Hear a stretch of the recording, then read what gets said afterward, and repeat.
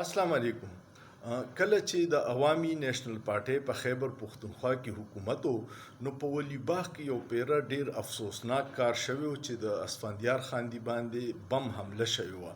او دا غینه پس اسفندیار خان دلی په هلیکاپټر کې د زنانو نه مخکې کېناستل او لاړ نو د سوشل میډیا د الکان ډیر وړاندې دوی به وی چې په یو ډز د لندن پورې تختی مونږ لیدلې دی رفتار د اسفندیار او اوس بیا هغوی چې کله دلته احمد ولی خان په 400 کې بوري ته را شکست وخوړو او بلوچستان کې ورله پیپلز پارټۍ په تعاون سره د سینټ ټیکټ ورکو نو دغه ورانه لکان اوس بیا وی چې په یو سیټ پسې د بلوچستان پورې تختی مونږ لیدلې دی رفتار د احمد خان. تاسو د دې ځوانانو د ورانو الکانو د دې رای سره اتفاق